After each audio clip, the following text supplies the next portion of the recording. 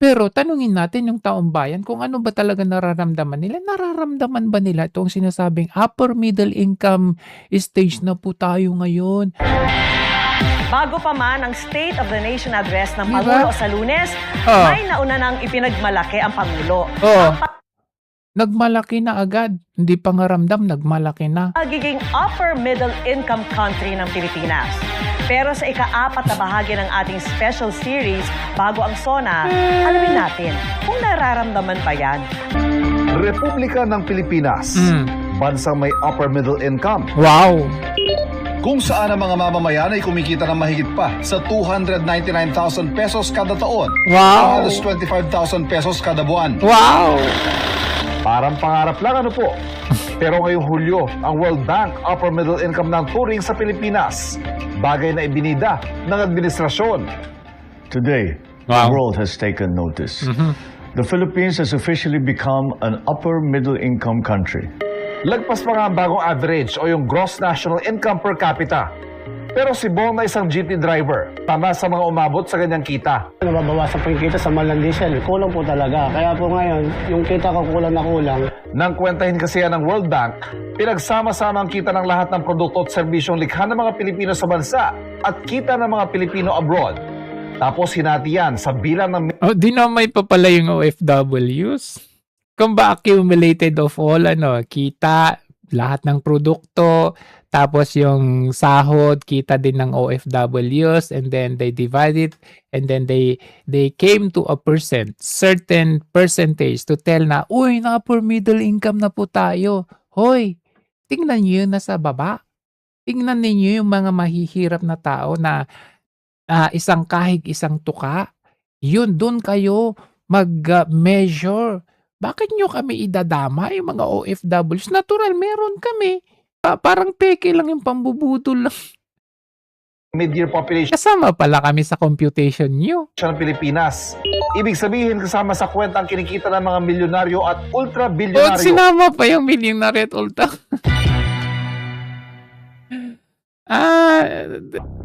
At sinisikap ng mahabol ang minimum wage tulad ng inanunsyong pinakamalaking aumento sa sahod sa Metro Manila na hinati sa 2 bagsak. Malaki pa rin ang agwat ng kita ng mga mahihirap at mayaman. Oh. Kahit nga middle class umaaray. Ang call center agent na si Ren sa umaabot sa 40,000 pesos ang buwan ang kita kung may incentive, nahihirapan. Ano rin Marino na pambubudol, no? isa-isa nung tataasan yung sahod namin, kung patuloy na tataas yung presyo ng mga bilihin. Tulad na lang ng bigas, sa mga pinakamahihirap at iba pang piling sektor, may mga pag-alalay ayon sa gobyerno. Tulad ng 20 pesos kada kilong bigas, Kadiwa. Walang yang kadiwang yan. na sa kanila lang ibinibenta at sa 1,000 kadiwa center lang mabibili. Sabi ng palasyo, 15 milyong pamilya naman ang naaabot niyan. Walang yaka, isko. At kailangan gastusan ng 18 bilyong piso para pa lang sa taong ito. Kasi ito yung pinaka naging pangako niya. So, natupad ito. Wow, natupad. Sa mga kadiwa centers, yun ang gusto ng Pangulo hanggang 2028. Pero malayo pa rin ang presyo ng bigas sa palengke na siya ipinangakong bababa noong 2022 campaign period. Ano yan? Pambubudol yan, no? Yan ang tunay na presyo. Ang programang tugon sa Yung 20 na yan, sa kadiwa yan, selected lang yan, selected places. Tapos lulubog, lilitaw lang yung mga yan. ngayon, isang uri ng ayuda. Yan ang problema. Ayon sa isang ekonomista, When we say subsidy, no, someone will be footing the bill. It's not productivity driven. Tama. kahit pag may Tayo ang mag-ano yan, shoulder. krisis tulad ng mega oil price hike, ayuda ang sagot ng gobyerno. 5,000 piso para sa mga tsuper tulad ni Bong para may panggastos sila at hindi mabalahaw din ang ekonomiya. Wala namang masamang tumulong, okay? But there are competing uses for your scarce resources. Now, is ayuda really the most beneficial, the optimal way to use your scarce resources? Marami anyang pwedeng gastusan ng pondo. Oh, yan lalong o. maging produktibo at Ayan o. Ito, naantala. dumami ang trabaho at aktwal na kita ng mga tao. Para pura ng bitin ng budget, umuutang o umaasa sa aid ng Pilipinas. Bagay na mas magiging pahirapan dahil sa ating pagiging upper middle income country. Kumbaga kasi sa estudyante, Graduate na tayo at hindi na kailangang alalayan. So there will be fewer concessional loans. You will probably be getting loans but they come with higher interest and more stricter repayment terms. Okay? There will be less aid. Pero sabi ni Pangulong Bongbong Marcos, dahil din sa pagiging upper middle income country ng bansa, lalong papasok ang Wow! puhunan sa bansa. Greater Ay, confidence means more investments. More investments means more businesses, better quality jobs, and more opportunities for Filipino families. Hindi dahil upper middle income ng Pilipinas ay pipila ng mga investor sa bansa at lilikha ng mga trabaho at magbibigay ng magandang kita sa mga manggagawa. May iba pa kasi mga tinitignan.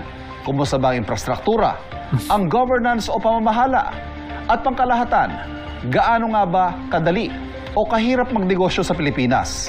There must be incentives for them to be here to do business. Macroeconomic stability, quality of infrastructure, ease of doing business, and governance. Probably in macro, we're passing, but in those three, medyo tayo, bagsak. Dati nang ibinida ng gobyerno na may mga programa para bumilis ang pagnenegosyo sa bansa, tulad ng pakikipagtransaksyon na lang sa eGov Super App. Inaayos ang mga infrastruktura, kabilang mga airport, pati mga komunikasyon. Inaasahang ibibida sa State of the Nation Address o SONA ang 19,000 na libreng Wi-Fi station na naipatayo sa buong bansa. At para mas produktibo mga manggagawa, kailangang alagaan ang kalusugan nila at kanilang pamilya. Kaya tinarget ang zero balance billing o kawalan ng bayarin sa mga piling ospital. Sa ibang ospital naman, pinalalaki ang pwedeng saluhin at iba pang benepisyo ng PhilHealth. Mula July 2020, Uy, tumaas na yung sahod natin. Upper middle income na po tayo. Sa unang dinig, napakaganda. Masarap sa tenga. Kasi you can be proud of. Yan, ililabel nila. Yan yung magiging headings or headline all over the world. Oh, yung Philippines, first time sa Southeast Asia, upper middle income. Pero hindi po yun eh.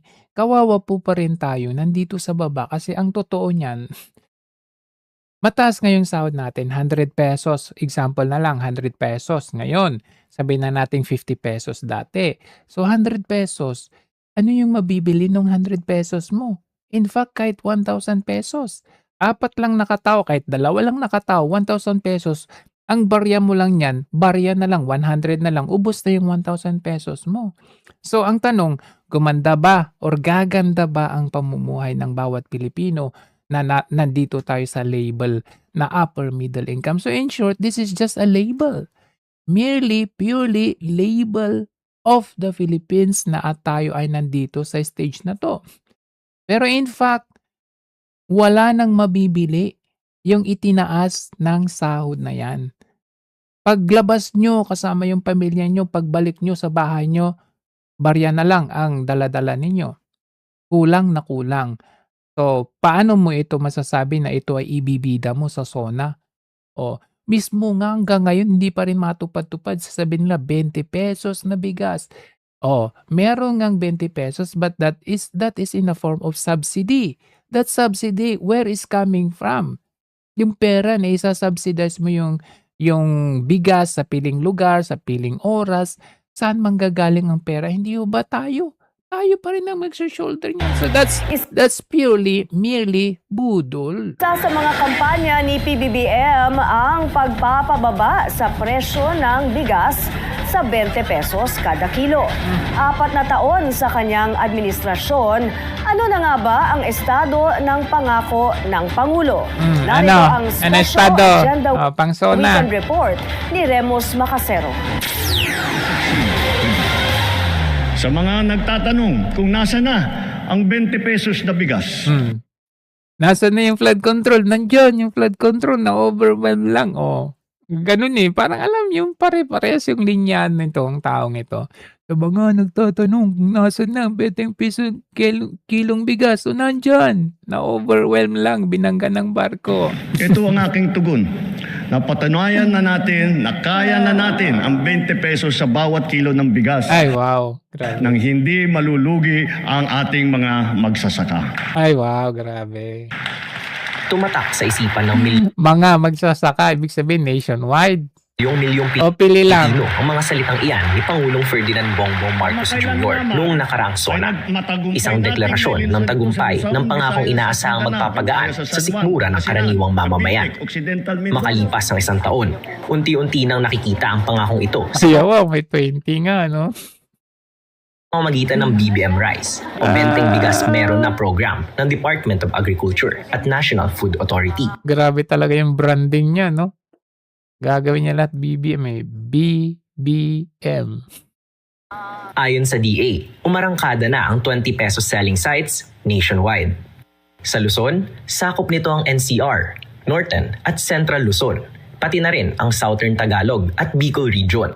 Sa Kabisayaan, makakabili na rin sa Western, Central at Eastern Visayas, kasama ang bagong Negros Island Region. Bot niyo. At sa Mindanao, nakalatag na rin ang mga bentahan sa iba't ibang dako nito, pati na sa BARM. Dinadagsa ng mga mamimili Maduduling ba sa kakahanap? ang Kadiwa Centers para sa murang bigas. Pero sa labas ng mga subsidized stores na ito, pitbit pa rin ng mga Pilipino ang mabigat na katotohanan. Pumapalo pa rin as of July sa 49.67 pesos retail price ang kilo ng regular milled rice ayon sa PSA. Noong nakaraang taon din ay nilinaw ng departamento ang estratehiya ng pamahalaan. Ayon sa DA, hindi nilalayo ng programa na pilitin ng buong merkado na mag-20 pesos agad. Sa halip, ito ay isang targeted subsidy o intervention para sa mga vulnerable sectors. Hindi rin daw dihado ang mga magsasaka ayon kay Secretary Laurel. Wow. Ang programang 2020 ay patunay na hindi lahat ng pangako napapako. Patunay ito na kapag gusto, may paraan. Lalo na kung ang layunin ay kabutihan Pero anong sinasabi ng mga magsasaka? ng mamamayan. Hindi naman dehado ang ating magsasaka sa P20 program dahil sa O talaga, antayin mo yung sabihin ng magsasaka. ang sako ng bigas na lalabas mula sa bodega ng NFA ay katumbas ng isang sakong palay na bitli ng ahensya mula sa ating mamahaling magsasaka sa tamang halaga. So pinili natin itong sa ating magsasaka na sa tamang halaga na hindi sila malulugi. Pero dito sa Nueva Ecija, ang rice granary ng Pilipinas, iba ang sinasabi ng mga magsasaka. O agoy. Hindi daman ng mga magsasaka. Ano, ulitin mo. Iba ang sinasabi ng mga magsasaka. Hindi daman ng mga magsasaka yung sinasabi ng NFA na mataas na presyo na kagaya ngayon nagkaroon sila ng press release na bibilin daw yung ani na magsasaka ng 21 per kilo na press harvest. Ang problema ay walang mga hauling trucks ang mga magsasaka. Kaya kung may nakikita man tayo sigurong nakapagbebenta ron, ay most probably hindi magsasaka yun. Mga rice traders na rin yun. Rice traders. Pahirap din daw Rice traders, rice importers. Hindi yun magsasaka. para sa kanila ang hindi maayos-ayos at makipot na farm-to-market roads. Dagdag ni Tatay Rudy, may matinding domino effect umano ang programang Benteng Bigas sa kabuhayan ng mga magsasaka. Lalo na kung pag-uusapan ang kasalukuyang retail price mechanism. Hindi ito nagiging maganda para sa amin. Although nakakatulong ito sa ibang mahihirap na mga rice consumers, pero iba ang epekto sa aming mga magsasaka. Dahil kasi mayroong rule of thumb na sinasabi ang presyo ng bigas ay pangkaraniwang doble ng presyo ng palay. So, ito ang nagiging basihan ng mga private rice traders sa kanilang pagpepresyo ng mga inaaning palay. Kinakailangan gumastos sa isang magsasaka ng 14.52 pesos bago makapag-produce ng 1 kilo. Kung gagawing pamantayan ang 20 pesos na bigas, ang farm gate price o bilihan ng palay mula sa magsasaka ay dapat umano bumagsak sa 10 piso kada kilo. Ngunit, batay sa datos ng Philippine Statistics Authority, naglalaro sa 12 pesos hanggang 17 pesos ang average cost ng produksyon ng palay. Giit naman ni dating DA ASEC, Dr. Undan, band-aid solution lamang umano ang programang ito. Sa ibaba, ang tingin parang kinakawawa yung mga magsasaka. Parang yung presyo na binibigay sa mga bibili, parang consuelo de bobo lang eh. Parang yun nga, band-aid solution. Consuelo de bobo. Ibig lang na masayahan yung makita ng madla na mababa nga pala ang presyo ng bigas. Pero Inuuto. Tama. Ginagawa lang ang mga Pilipinong uto-uto. Sabihin lang, may nakabalandra, 20 pesos na bigas. Pero, alam nyo, may kapitbahay naman tayo eh. Lapit-lapit ng kapitbahay natin kung saan we can do more trading industry. We can do import-export with our neighboring countries such as China. Di ba? Anong napapala natin sa Amerika na pagkalayo-layo? If we do trading industry with them, okay lang din. Pero ang layo eh. Mostly, like for example, the other neighboring countries natin, they are having a good, harmonious relationship with China. Because they know China, biggest importer, biggest exporter. So maganda yung balikan nung sistema ng ekonomiya natin. Kasi maganda nga naman big countries, superpower country din yan. Ang problema kasi sa panahon ni Marcos Jr., big shift from China with PRRD to America. So ano na nangyari? Sabi nila, we have the longest relationship with America, bilateral agreement with America. Pero alam nyo, with this EDCA, with this bagong facility na ilalagay na naman sa atin, tila baga, hindi naman tayo tinatrato na kaibigan eh. Hindi naman tayo tinatrato na alay. Kasi napahiya tayo dito. Tignan ninyo, taripa, nakakahiya. Big impact. Ito yung big impact. Big impact sa ekonomiya natin. Hindi yung upper middle income. Ang impact nun, wala din. Hindi po tayo aasenso dito. Dito, once Donald Trump announced na, 12.5% taripa, immediately may impact na po sa ekonomiya natin. Di ba parang inuuto lang tayo? Kaibigan daw natin, alay daw natin, tagapagtanggol daw natin. Pero tataasan tayo ng taripa. Tapos rarasonan na, ang rason nila dahil daw we failed daw to to give justice or good fair treatment daw sa forced labor. Ang dami niyong rason. Ang piso kontra dolyar, pinulaga pa ng Amerika ng dagdag taripa ang Pilipinas. Kagabi lang, nag-usap daw via phone call sina Pangulong Bongbong Marcos Nag-usap para taasan ng taripa? President Donald Trump. Ngayong araw, bumungad ang panibagong 12.5% na export tariff Walang iya o yung buwis na ipinapataw sa mga produktong inaangkat mula sa Pilipinas.